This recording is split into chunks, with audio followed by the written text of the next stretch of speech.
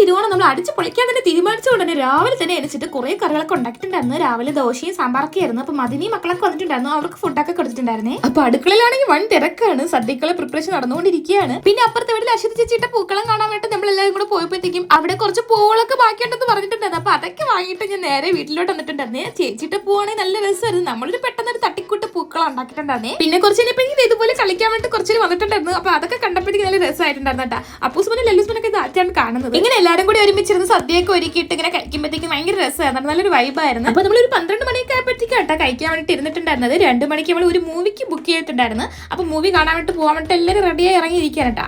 അപ്പൊ എല്ലാവരും ഫോട്ടോയും വീഡിയോ ഒക്കെ കുറച്ച് എടുത്തിട്ടുണ്ടായിരുന്നു. പിന്നെ നമ്മൾ അത്തപ്പൂക്കളൊക്കെ ലാസ്റ്റ് അപ്പൂസ്മനും ലല്ലൂസ്മനോട് കോളാക്കി കയ്യിൽ തന്നിട്ടുണ്ടായിരുന്നേ. കറക്റ്റ് ഇറങ്ങാനുള്ള സമയപ്പോഴത്തേക്ക് എല്ലാവരും ഒരു ഓട്ടപ്പാച്ചിലായിരുന്നു. പിന്നെ കുറച്ച് പേര് ഓട്ടോറിക്ഷയിലും 2 വീലറിലൊക്കെ ആയിട്ടാണ് പോയത്. അപ്പൊ നമ്മുടെ തിരുവോണ ദിവസം ഇങ്ങനെയൊക്കെയായിരുന്നു. അപ്പൊ നമ്മുടെ ഇന്നത്തെ കുഞ്ഞുടി വീഡിയോ ഇഷ്ടമായി സബ്സ്ക്രൈബ് സപ്പോർട്ട് ചെയ്തിട്ടുണ്ട്. ബൈ.